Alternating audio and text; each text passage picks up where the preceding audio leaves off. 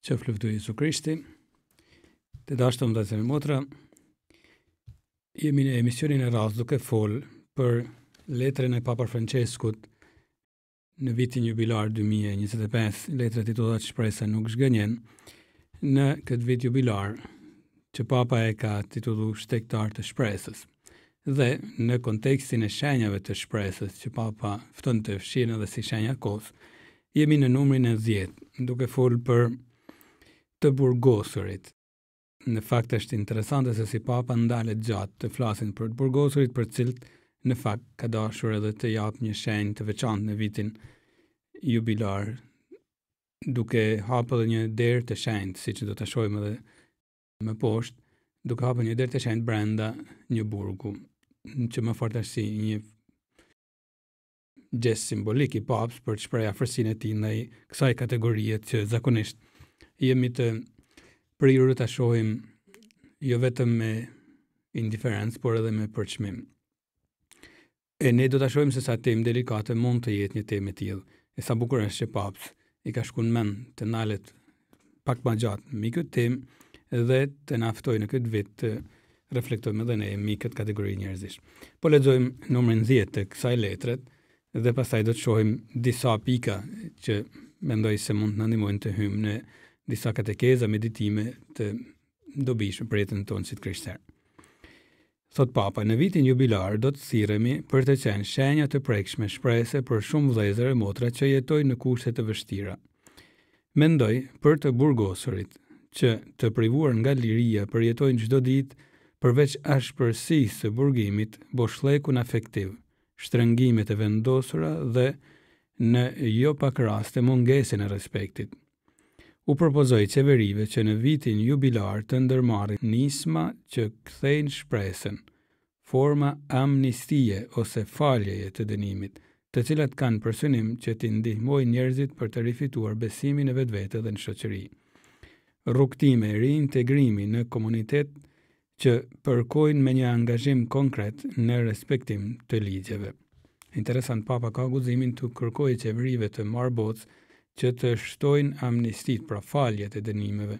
Amnistit kanë ekzistuar dhe ekzistojnë në të gjitha qeverit, pra kur disa të burgosëve për arsye të ndryshme u falen disa vite nga dënimet e tyre, për mirësielje në burg ose edhe për shkak të ndonjë viti jubilar, për shkak të ndonjë feste të veçantë në nivel kombëtar, dhe qeveria vendos të jap këto amnisti. Papa thot ta shohin edhe vitin jubilar 2025 si rast për të bërë sa më shumë gjeste të tilla. Dhe rrugë reintegrimi, do t'i kthehemi kësaj teme shumë interesante, më thënë se si të reintegrohen në shoqëri kjo kategori njerëzish. Dhe Papa bazohet tek kjo kërkesë vetja, bazohet në fjalën e Zotit. Dhe thot, për fjalës së hyjit na vjen një thirrje e lashtë, urtia së cilës mbetet gjithnjë e vlefshme dhe bën apel për akte mëshire dhe lirimi që mundsojnë rifillimin. Dhe citon këtu librin e Levitikut që edhe në emisionet tona kemi cituar në fillim, ku thot, të 50 vjet shpadheni vit të shenjtë, kumtoni në mbar vendin lirimin e gjithë banorëve.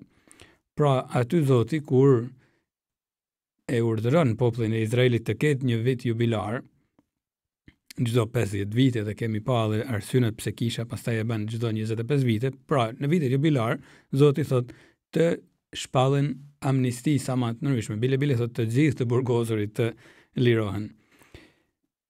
E Papa e merr këtë rresht të Levitikut dhe e propozon edhe një herë si një shembull për ashturtia e Zotit, e cila jo se minimizon krimin e bam, por i kthen edhe një herë dinjitetin njeriut të burgosur, që mbetet gjithmonë njeri e nuk duhet harruar asnjëherë.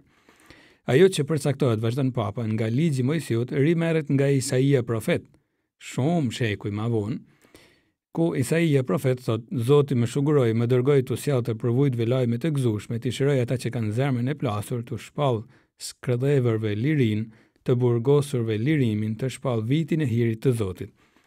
E Papa citon atë që e gjejmë dhe në Ungjil, duke thënë, këto janë fjalët që Jezusi i bëri të vetat në fillimin e shërbesës së tij, duke shpallur përmbushjen në veten e tij të vitit të hirit të Zotit.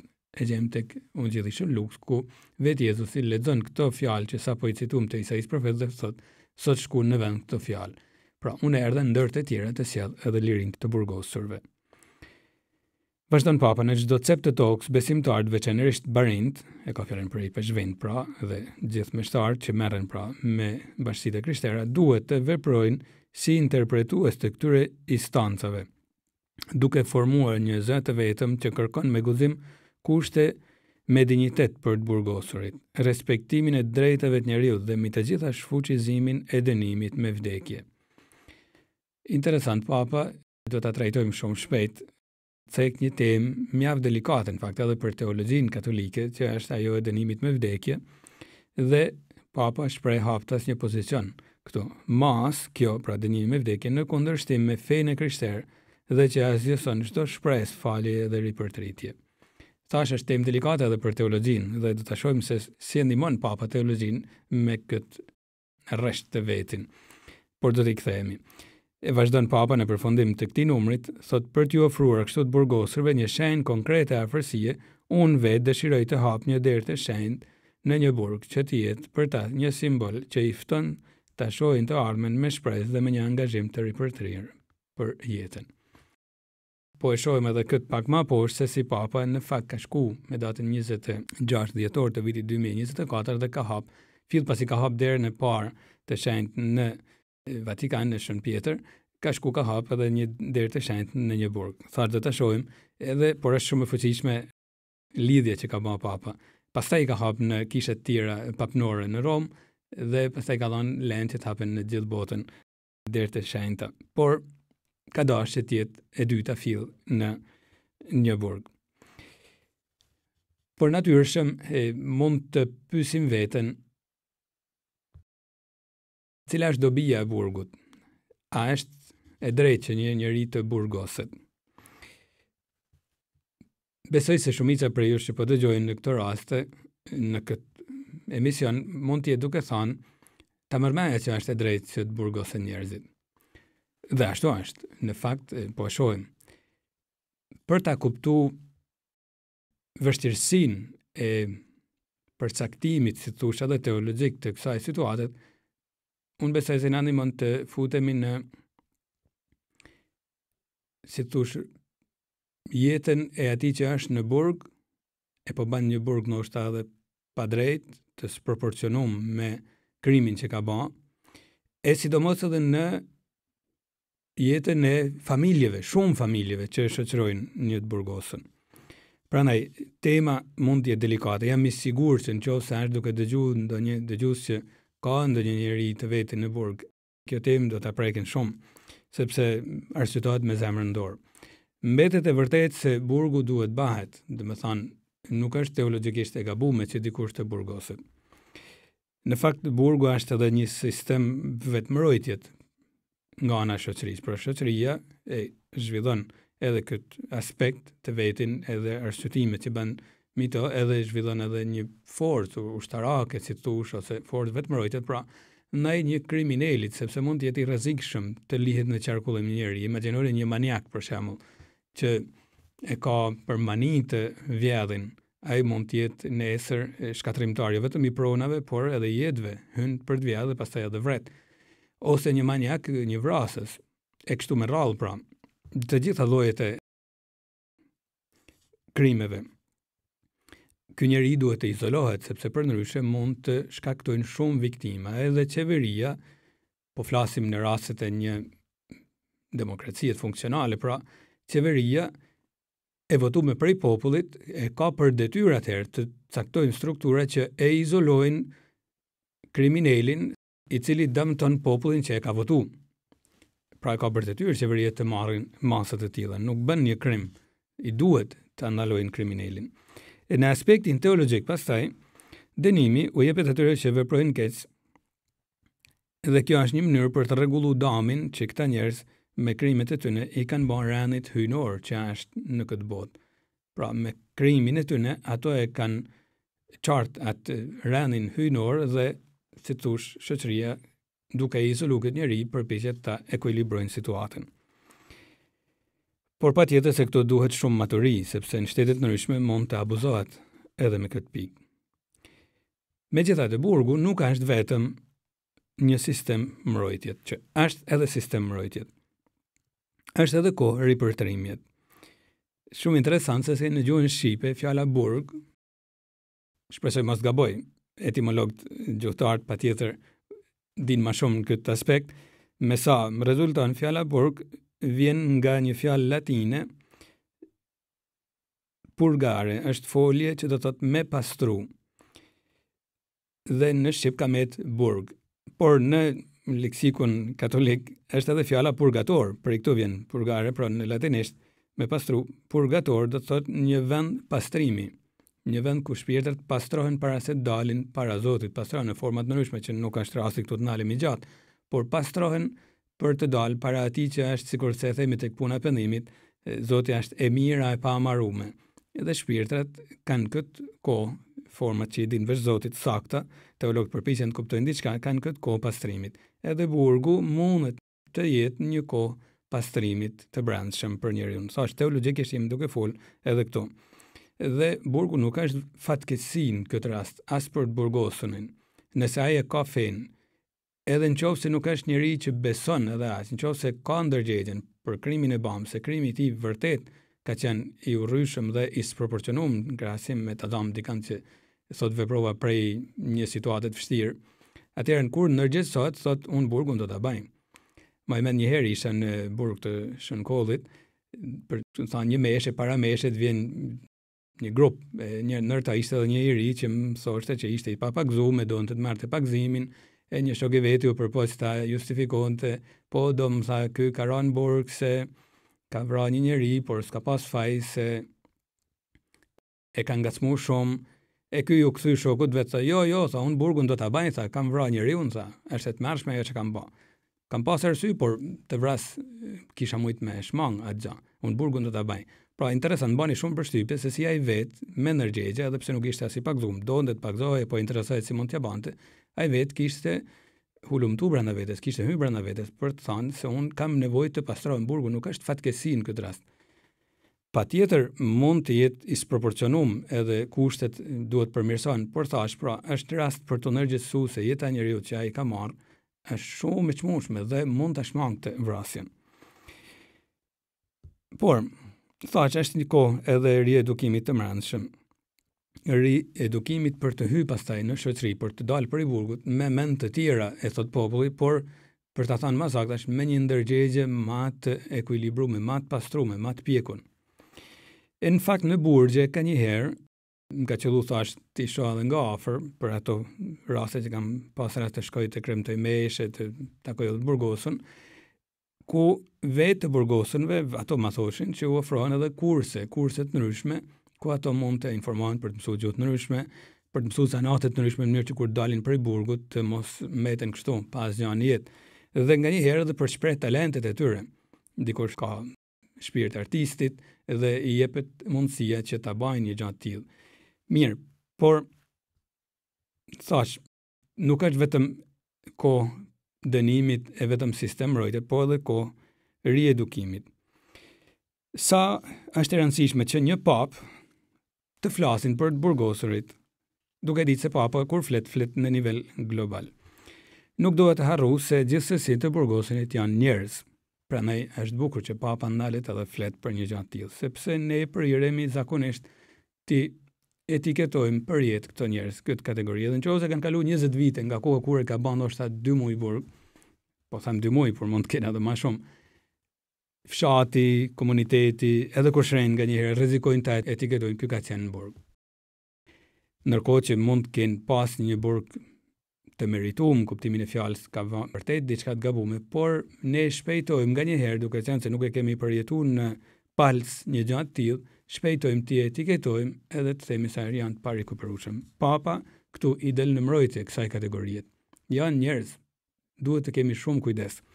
Dhe u del në mbrojtje familjeve, të gjithë burgosurit kanë familje, kanë fëmijë, kanë nana, baba, kanë vëllezër, motra.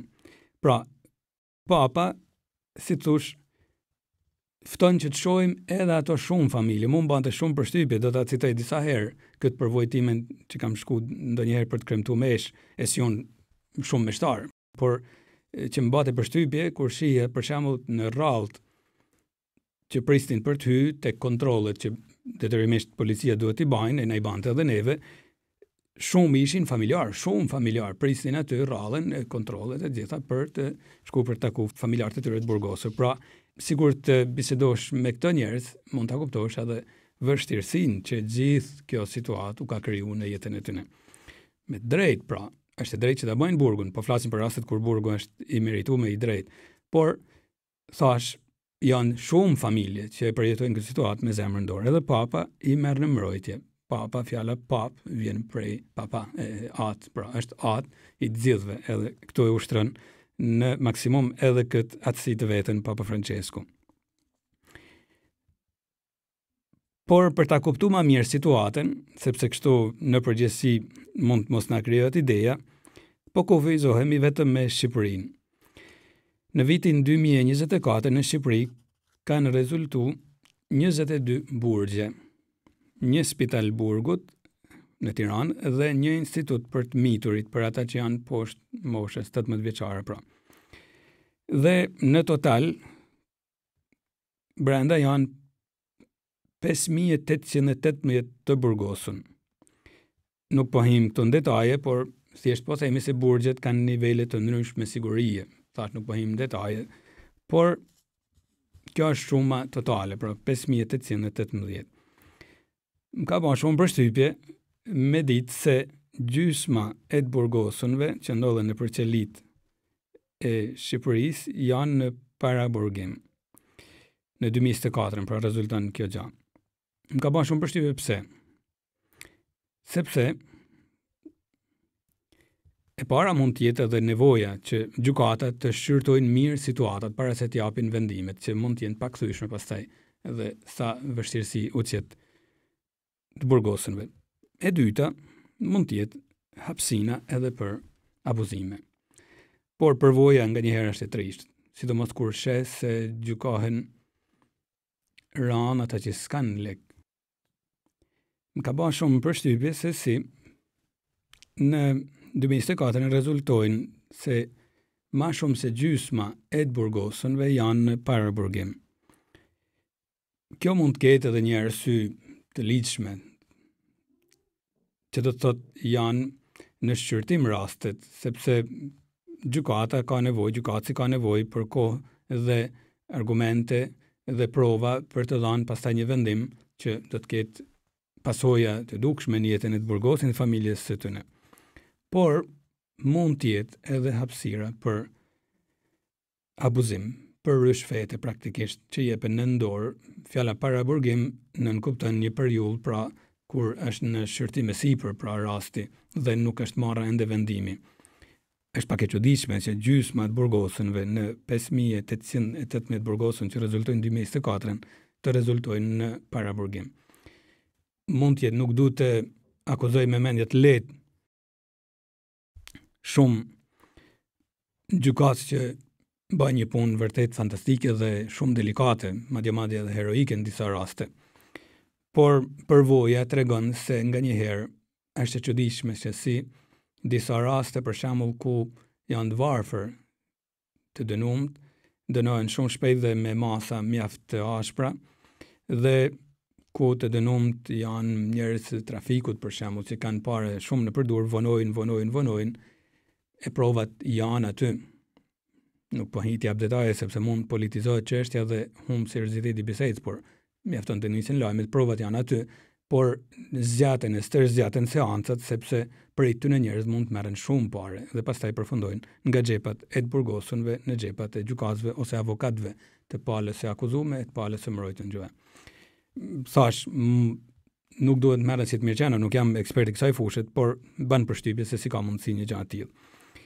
Në Shqipëri, burgjet më të mëdha që kanë ato të Fierit, që është hap në 2015, ka brenda 870 veta, ai Shkodrës, që është në Reç, i hapur në 2018, dhe ka brenda 760 veta, Burgu i Shënkollit në Lezhë i hapën në 2006 me 700 veta brenda, burgu i Peqinit i hapën në 2006 me 685 vetë brenda. Pastaj janë burgje tjera, thash janë 22 burgje, por citoha vetëm këto për të pa kapacitetin që kanë brenda, por nuk do të thotë se këto që kanë kapacitet të lartë janë pastaj burgjet me sistem të lartë sigurie. Janë disa burgje normalisht me ma pak veta brenda, por me sistem më të lartë sigurie të marrëmendja duhet jenë ma pak se përndryshe është e vështirë të ruhen. Këto me sa duket kanë nivele të ndryshme sigurie. E thash për të pas edhe grumbullimin e njerëzve, e si pasojë edhe lëvizjen e shumë familjarëve të tyre për shku për të vizitu këto burgje, thash në Fier, në Shkodër, në Shënkoll Lezhë, në Peqin e kështu me radhë pra. 4 prej tyre burgje që kanë qysh në kohën e komunizmit. Të tjerët, pra nër 22, 4 janë qysh në kohën e komunizmit, të tjerët janë riparu ose nërtu nga fillimi pas vitit 2000. Kjo je pak shpresë, sepse janë përmirësu kushtet, e dim se burgjet e komunizmit shumë prej tyre ishin në kushte vërtet njerëzore. Edhe pse në disa prej tyre ekspertet e sotëm thonë se nuk i plotësojnë kushtet ashtu si duhet. Në burgun e Shënkollit në Lezhë, thash, me kapacitet mjaft të lartë, e citojmë edhe një herë, rreth 700 vetë, thonë statistikat, ekspertët thonë se kushtet nuk janë edhe aq ideale. Në këtë burg kam pas rastin edhe tjem, nuk du të gjykoj se me aq hapsin që kam pas të shkoj nga kontrollet e policisë, të shkoj tek vendi ku mund të kremtojmë meshën e të rrëfenim, ishte pamundën të verifikoja gjë, por specialistët me sa duket shohin shumë gjëra të ndryshme. Dhe thonë që lanë për të dëshiru kushtet. I japim këto statistika thjesht për të theksu diçka. Se të flasësh për të burgosunit pra, do të thotë të flasësh për mira familje që i njekin ata. Nëse janë 5818 të burgosun në 2024, janë po aq familje që nuk do të thotë vetëm qeliza atyre familjare, pra nëse janë të martuar me fëmijët e tyre, por janë nana, vëllezër, motra e kushen nga njerë që vujnë së bashkut me të, shpirtërisht edhe fizikisht. Edhe pse thash mund të jetë e merituar me një fazë tillë pra vujtjet. Por papa në numrin që cituam më sipër e pam se i fton qeveritë të gjithë botës që të bëjnë politika në favor të formimit të burgosunëve e të pengojnë mundësinë që të shfrytëzohen. E rreziku që të shfrytëzohen është real. Edhe këto për ta kuptuar më mirë situatën, po ndalemi tek ndonjë dhënë për vendin tonë. Përsëri në vitin 2024, thuhet se nga statistikat pra, një i burgosuni kushton të shtetit shqiptar 1095 euro në ditë.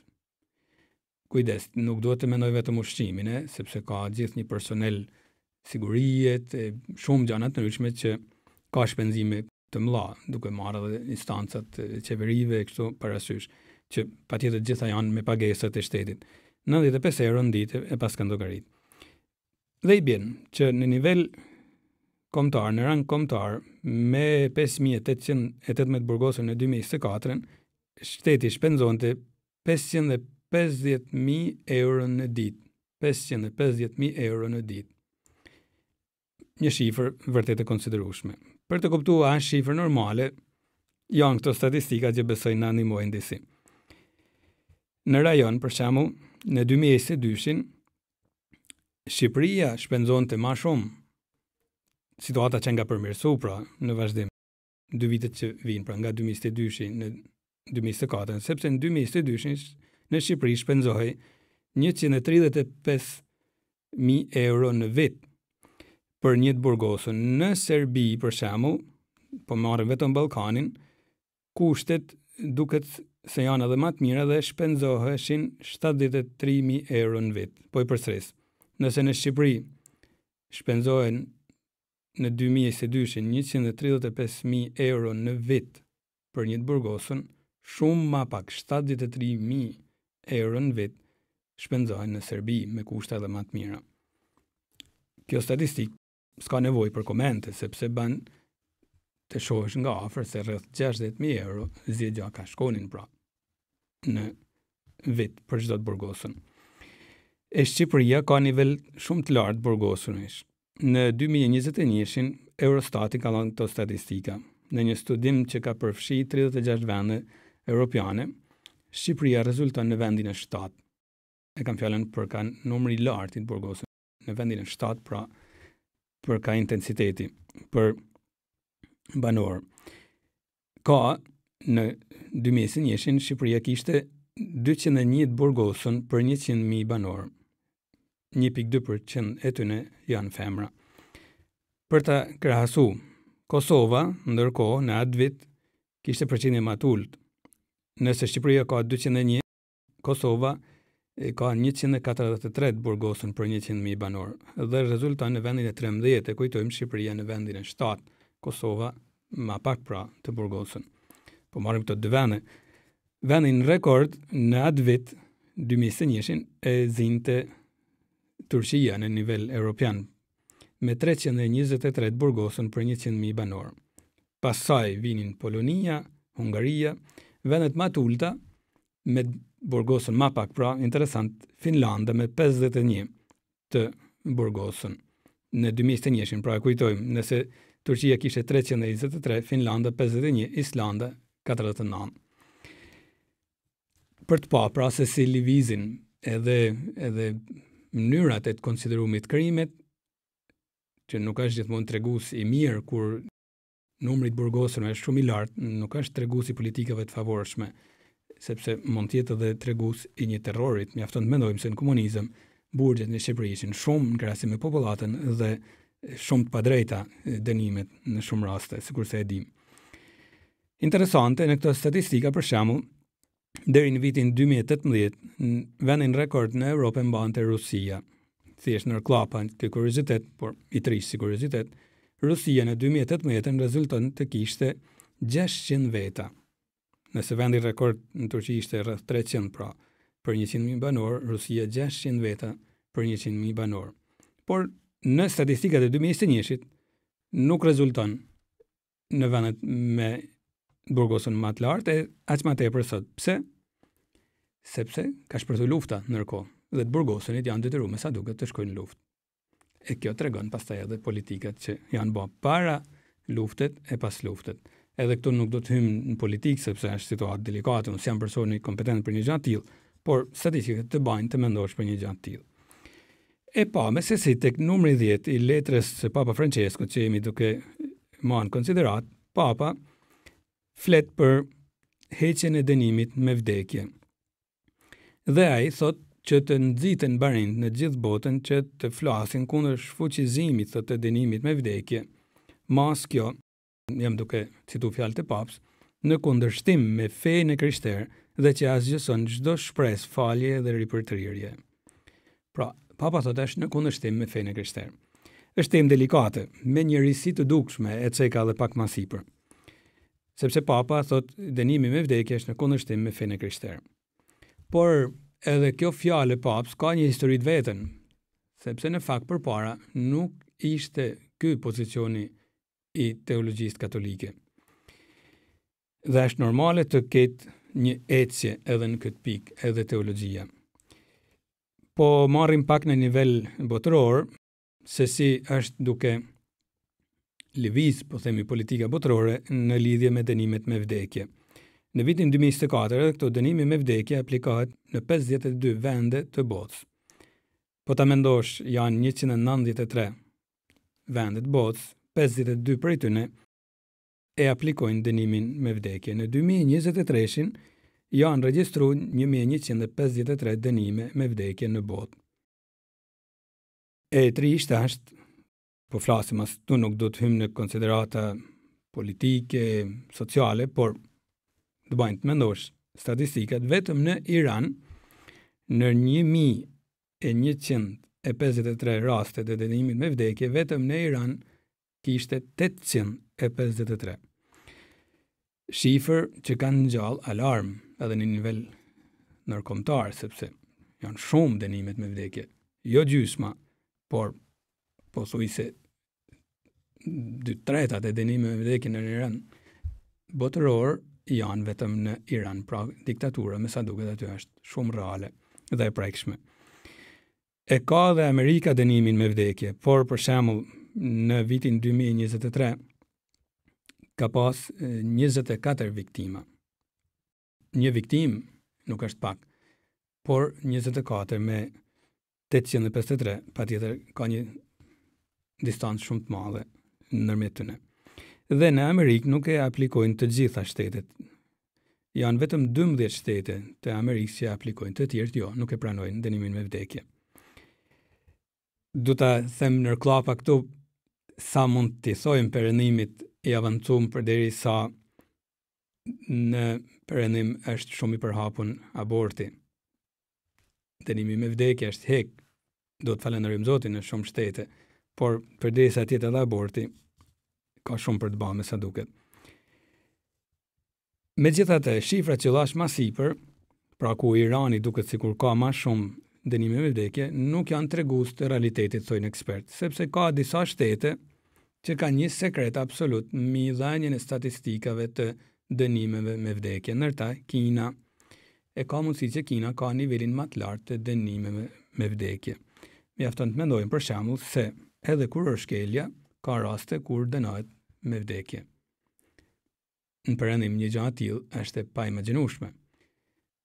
Dhe me drejt, edhe për Kishën Katolike një gjë e tillë është e paimagjinueshme, por me sa duket politikat që bëhen aty shtyjnë drejt një ideje të familjet që nuk dim gjë se ku dojnë ta çojnë.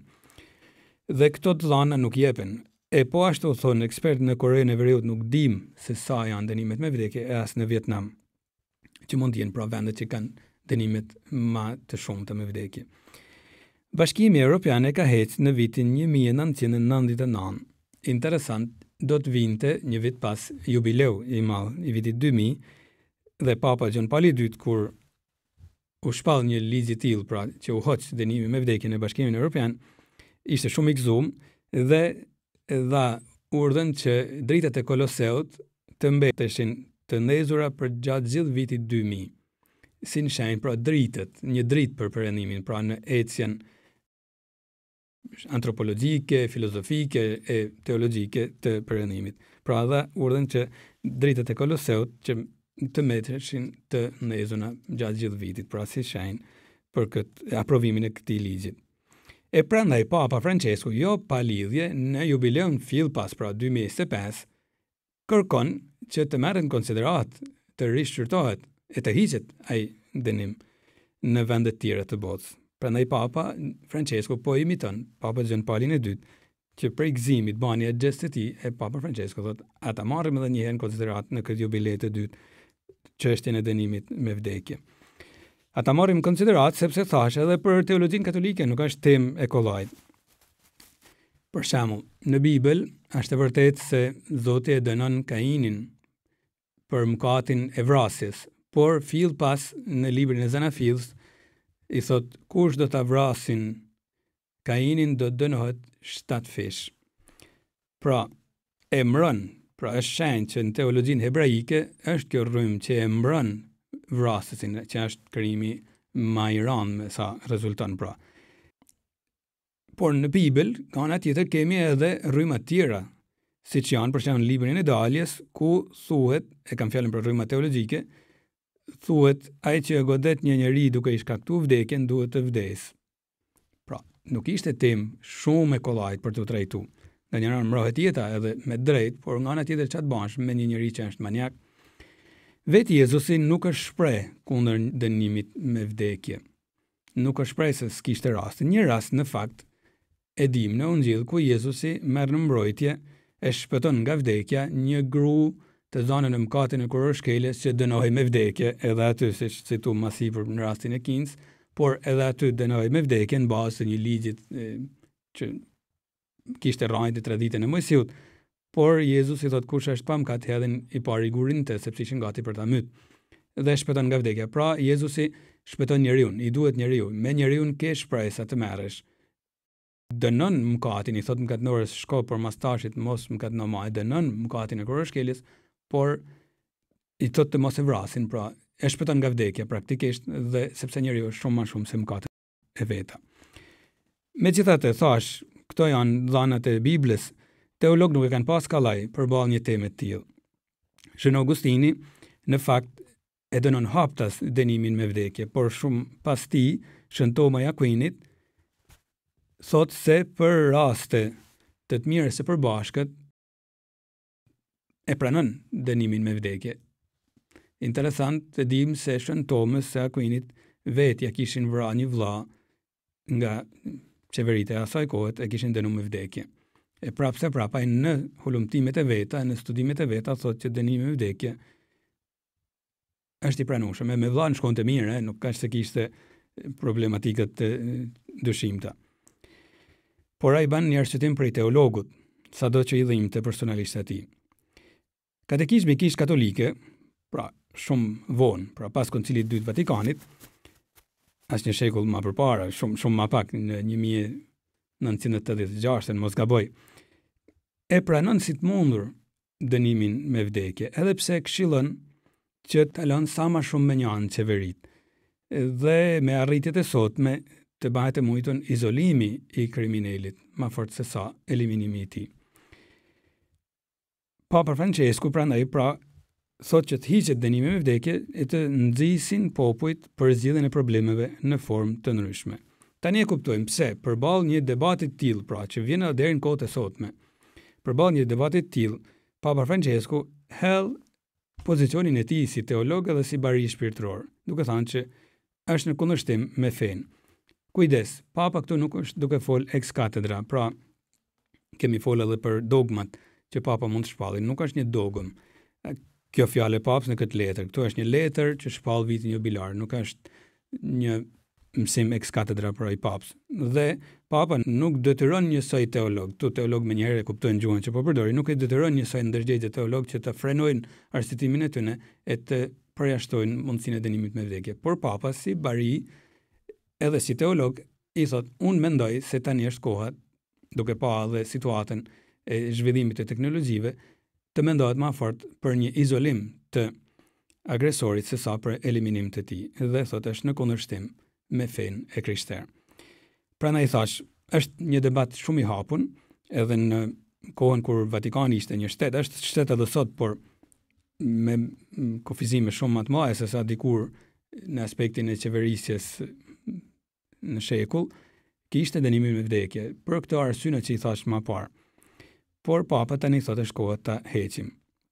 Duhet shumë kujdes, dënimi me vdekje mund të ketë kuptim vetëm në një shtet të fortë, kur shteti është shumë i fortë, sepse mund të mashtrohet e gjithë e curia e si thosh e hetusisë dhe të çohet në vdekje dikush që është i pafaj ose nuk është aq fajtor.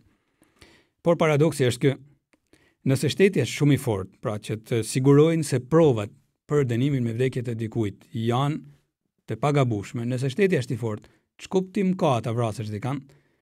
Shteti e vret dikan kur dëshiron ta heqin mundësinë që ky njeri të jetë rrezik publik edhe për në burg. Imagjinoni dikan që ka ndikim të fortë shoqëror, kur dënohet një deputet, kur dënohet një ish ministër, një ish kryeministër ose një mbret e merrall pra. Edhe për në burg këto njerëz kanë autoritet nganjëherë mi shumë njerëz dhe shteti vendos ta vras, por nëse shteti është i fortë, ç'kuptim ka ta vrasësh atëherë? Pra, dënimi me vdekje me sa duket mund të jenë edhe shenjë e dobësisë së shtetit. Por kujdes sepse mund të vriten thash edhe të pafajshmit. Ma fort është e rëndësishme që shteti të merret me edukimin e brezave. Edhe të parandalojë bile edhe burgosjen në këtë formë, duke u marrë me edukimin. Interesant, në kush ka thënë, në qytetet ku ka një teatr, rezulton se ka ma pak të burgosur në atë qytet. E citoj edhe një herë, në qytetet ku ka një teatr, ka ma pak të burgosur në atë qytet. Sepse teatri e lëshon njeriu drejt aspektit artistik, pra dhe shpirtëror. Njeriu ka nevojë për dimensionin shpirtëror, që teatri në këtë rast e personifikon. Edhe teatri mund të ketë ato ndikimet e veta ideologjike, politike, por thekson pra nevojën edhe është për të marrë në konsiderat nevojën e formimit shpirtëror të njeriu. Sa rëndësishme është ajo që të ketë një kishë, që të ketë një xhami, që të ketë një vend kultit në një komunitet. Edhe në burg, e citoj edhe një herë që më ka qellu tiem, kishte një vend, një dhomë që ishte për të thënë meshën. Ma përtej ngjit me to ishte dhomë ku muslimanët mund të luteshin, pra xhamia si mund ta quajmë. Pra ishin vende kultit, edhe evangelistët më thonin kishin edhe ata vendin e tyre. Sepse ka nevojë edhe në këto mjedise të burgut, pra të ketë hapësira për anën shpirtërore. Njeriu e ka të nevojshme edhe vetë personeli merret ma kollaj, e ka ma kollaj ta menaxhojnë situatën e të burgosunëve kur këto kanë edhe dimensionin shpirtëror. Nuk është një drogë, sikur mësonte komunizmi, feja. Nuk është opiumi i popujve. Është nevojë e shpirtit njerëzor. Edhe sa edukuese është, po e marrim vetëm në aspektin edukativ, në një fshat, në një lagje, të ketë një kishë, të ketë një xhami. Nuk po flasim për rastet ekstremizave. Janë raste shumë të rralla. Të paktën në vendin tonë, në Shqipëri po flas. Por sa e rëndësishme është dimensioni shpirtëror, vendet e kultit. Sa e rëndësishme është të parandalohet edhe në shkolla zgjidhja e problemeve me anë të krimit. Sa e rëndësishme është që familjarët të merren me edukimin e fëmijëve. Një herë gjatë një bisede në studio, dikush i bani një telefonat një psikologut dhe i tha kur duhet filloj, ishte një nanë e re, kur duhet filloj të merrem me edukimin e fëmijës tem. E psikologu e pyeti, çfarë moshet ka fëmija juaj? Është 6 muaj, i tha. E psikologu i përgjigj, je 6 muaj me vonesë. Do thotë qysh në ditën e parë mund ta quajmë, pra ideja ishte shumë e saktë, edhe pse çfarë mund të edukosh që ditën e parë, por dashuria që i ofron. Dhe kushtet e jetës, kushtet shpirtërore më saktë të jetës në të cilat fëmia po rritet. Është shumë e nevojshme. Kur isha i vogël edhe ma vonë gjithmonë dëgjoja shpesh një histori që qarkullonte edhe në familjen tonë, për i babit për shembull, por edhe për ma gjatë, edhe në shkollë dëgjoja shpesh nga të tjerë. Se si një herë një djalit të dënum, ndoshta nuk është reale, por është domethënëse, një djalosh të dënum me vdekje i thanë cila është dëshira jote e fundit. Ai tha kam dëshirë të më sillni këtu nanën. Edhe gjithë mendonin se do ta përqafojnë, por kur i ofru nana, ai i dha një shput nanës vet. Dhe i thanë çaban, në mendum se është moment preks. Po moment preks është shumë, por sikur këtë shput nanat ma kishte dhënë qysh ka herë, unë nuk do të isha këtu. Kur i kam sjell nanës një gjatë vogël te shtëpia, sepse kishin dënuar për hajni në nivele të mëdha. Kur i kam sjell ndonjë gjatë vogël te shtëpia, nuk më ka thënë ku e more ose shko çaj atje ku e more, por hajt se na duhet. Nuk e ka vu trunin në punë se çaj ishte duke bëun. Kur i kam sjell diçka më të madhe, nuk ka thënë ku e more, por na duhet. Unë kam merituar një shput të vogël. E sot të flasësh për shput edhe këto me një herë në rrjetet sociale flasin për bullizëm edhe këtej. Nuk është bullizëm shputa e prindit. E kam fjalën kur nuk ka nivele të larta dhunet. Ta heqim shputën, por nuk është bullizëm ta disiplinosh fëmin. Dhe po thoja, ai tha, siguron këtë shput, pra këtë mas disiplinore ta kisha marrë me kohë, sot nuk do të isha në litar. Pra është detyrë edhe familjes ta edukojnë fëmin. Është detyra kryesore. Nëse fëmijë e tyre dënohet, ka faj edhe familja. E kam fjalën për raste kur dënimet janë të meritueshme. Por, a janë këto arsyet mjaftueshme që një pap të flasin për të burgosunit? Janë të gjitha të bukura si arsyet, thash të dobishme, më saktë fjalët bukur rrezikon ta minimizojnë seriozitetin e situatës, por janë të gjitha të dobishme, por papa ka edhe një arsye më shumë si krishterë. Sepse vetë Krishti ka folur në Ungjil për të burgosunit.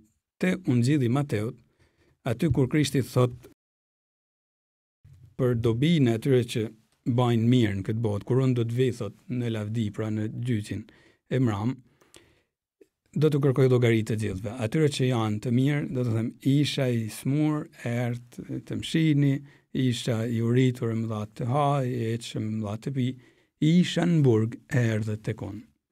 Pra Krishti thot që kur shkon të vizitosh një të burgosun ose kur ban një vepër mëshirët ndaj një të burgosunit, ti po e ban për mua. Hyn në vendin e tij. Pra po e ban për mua. Shumë prekse. Prandaj papa i del Zot edhe të burgosunve, sepse këtë gjë para papës e ka bë Jezu Krishti. Thot janë si unë, kur ti kujdesesh edhe për të burgosunit me fajt e tyne, por kur kujdesesh që ti reintegrosh, ti formosh si njerëz, siç e folëm më sipër. Po ta mendosh, edhe vetë Krishti ka qenë në burg. Kur e arrestuan, Ungjilli thot e morën dhe e çun te Kajfa. Atë natë morën pyetje të nesër me në dënun. Ndërkohë pra, ato orë Ku ka qëndru? Në burg. Krishti ka qëndru në burg. E këtu mund të marrim shkas që nuk është as hapësina, do të ishte shumë me vend. Mund të marrim shkas të ftojmë edhe për një shikim ndryshe edhe të burgut kur je pa faj. Mund të mendojmë me drejt për gjithë martirët, e dikur me të sotëm, për gjithë ata njerëz që janë në burg pa pikë fajit, e sidomos ata që janë në burg për urrëtitjen ndaj besimit tyne, pra, se janë njerëz që përhapin fen e Krishtit. Më kujtohet këtu atë Ciprian Nika, një prej lumëve shqiptar, i cili u fut në burg prej komunizmit, dhe thuhet se një herë aq shumë e torturuan sa që kur e sollën në qeli, një bashkëvujtës i veti i tha: "A Ciprian, komunistat janë maskarend dhe të vrasin, a she çat kanë bajë thot." E frati ishte 47 vjeçar në atë kohë, ju përgjigj: "Ke drejt biri im, ashtu është, por në këtë situatë kam një mision ma shumë se tjertë. Më duhet të ndez dritën kudo që ajo rrezikon të shuhet. Vujtja sigurisht nuk është e këndshme, por fisnikrën, fitoren e arritën. Më duhet të ndezi një dritë. Këta njerëz që din durojnë, din ta shohin me një sy mistik edhe burgun, edhe pse të pa merituar me të pa drejt, janë si Krishti që hynin në burg pa kur farfajt, por japin dritë me vujtin e tyne edhe atij vendit që përgjithsisht ne e shohim si të errët. A Cipriani sa për ta myll është ai që ka thënë atë frazën e famshme kur po shkatroheshin gjitha kishat tashmë në Shqipëri, ishte viti 1948 kur e po shkatun. I thanën, padër po ne i shkatrojnë gjitha kishat, do t'i bajmë edhe më të bukura, tha. Kam hallë mos na shkatrojnë trin. E në fund fjalët e fundit që tha ishin: "Rënoft Krishti mret. I falim Armistan, Shqipnia nuk vdes me ne." Këto njerëz pra rrësojnë edhe terrin më të madh si Krishti. E para pra, në burg ka qenë edhe Krishti, e kjo ngushëllon edhe gjithë martirët që jam i sigurt që në këto çaste mund ta kenë mendojnë edhe këtë shembull të mistershëm të Zotit tonë. Megjithatë, kisha e ka edhe për detyrë të merret me të burgosunit, sepse atë më tepër papa, që simbolizon thashë edhe më sipër fytyrën e atit qellor, fjala pap do të thotë pikërisht at, e ka për detyrë sepse një atë duhet merret me fëmijët, edhe aty në burg mund të ndezen drita shpreset. Kur shkoi papa me 26 dhjetor, siç e ceka më sipër, të hapte derën në vitin 2024, pra në përfundim të 2024, derën e jubilare, ai tha: "Unë po hap këtë derë, por kjo le të jetë shenjë e hapjes së zemrave që duhet të kemi." Dhe u tha: "Nuk duhet kur ta humbim shpresën. Nga një herë mund të jemi në situata e kush më shumë se të burgosunit, ku mund të mendojmë se marrë gjithçka, por shpresa u thot nuk zgënjen. Pra edhe aty ka shpresë." Dhe u thot diçka shumë interesante Papa Francesku: "Unë çdo ditë lutem për ju", i thot. Edhe vërtet thot lutem për ju, si e ka zakon Papa të përdorin këto ndërhyrje spontane shumë origjinale. Vërtet lutem për ju. Nuk është gjë që po e them kështu kot, thot. Mendoj për ju dhe lutem për ju çdo ditë. Interesant. E Papa po bante një gjest që edhe ai me 26 dhjetor, por të vitit 1958 kishte ba Papa Gjon 23, kur shkoi edhe ai në një burg në vizitë dhe u tha: "Vite mi të dashur, vëllezërit e mi të dashur", fjalë shumë të forta. "Jemi këtu në shtëpinë e atit", tha. Ishte një vizitë, nuk ishte një mesh, por një vizitë edhe bani këtë ligjërat kështu spontane. Jemi në shtëpinë e atit në burg, në shtëpinë e atit të në burg. Nëse njeriu gabon e shlyen dënimin dhe ne duhet t'ia ofrojmë Zotit sakrificat tona. Një arsyetim shumë i thjeshtë, por përfundon duke thënë sa gjë e madhe është krishterimi, vëllezër të dashur. Pra, i fton që ta shohin me një sy mistik edhe dënimin që janë duke hecë. Sa gjë e madhe është krishterimi. Pra, po shlyni një dënim që e meritoni, por pranojeni dhe do të përmirësoheni shpirtërisht në fund. E thamë se edhe purgatori është kohë pastrimit dhe burgu mund të jetë një leje e Zotit që purgatorin ta bani qysh këtu në tokë dhe të pastroheni para se të dilni para Zotit. Dhe u thot: "Ja ku jam", thot. "Jam këtu", thot. "E keni dashur papën, prandaj ja ku jam. Shkoni", thot, "dhe shkruanu familjeve tuaj se Papa ka ardhur të na shohin." Thuhet se një prej burgosunëve shkoi ju holl të kamt, Papa Gjon 23, dhe i tha fjalët e shpresës që tha, janë edhe për mu. Papa nuk tha asnjë fjalë, por e mori dhe e përqafoi. Sepse ai vetë tha, jam një mëkatënor i madh. Dhe Papa e mori dhe përqafoi. Ishte mënyra më e bukur për t'i thënë se patjetër që vlen edhe për ty pra. E përqafoi sikurse na përqafon Ati jon qiellor. Në një burg ishte përvoja fillestare shpirtënore e shumë shejtënve. Dhe në një burg ka fillu misioni, për shembull i Don Boskos. Në një burg ka fillu eqja shpirtërore e Shën Franceskut të Asizit e Shën Injacit të Loyolës. Në një burg kanë nollë mrekullinat e kthimit, siç është rasti i shërbëtorit të Jacques Fesh, që do të ishte shumë bukur, një 27 vjeçar i dënuar me vdekje. Por në burg pati një përvojë të vërtet kthimit, sepse hase në një preft dominikan që i bani një eqe fantastike shpirtërore dhe kalon shkrime për një mistiku të madh. Në një burg, prandaj Papa flet, sepse edhe aty mund të punohet për shëlbimin e shpirtrave. Dhe kisha prandaj ka për detyrë t'i marrin në konsiderat gjitha kategoritë e njerëzve, përfshi burgosin që më sa duket për Papën Francesco janë kategori e preferume, sepse hiri i Zotit mund veprojnë gjithkund. Prandaj vlen porosia e Papës se shpresa nuk zgënjen dhe shpresa mund zgjanet edhe në burg. Dhe për këtë na duhet bekimi i Zotit, hiri i tij, për ta shndruar çdo situatë tonën të meritume me fajtorin o pa fajtorin për ta shndruar në rast hiri e shëntrimi. Ju bekoft, hyj gjithë pushtetshëm, Ati, Biri e Shpirti Shenjtë. Amen.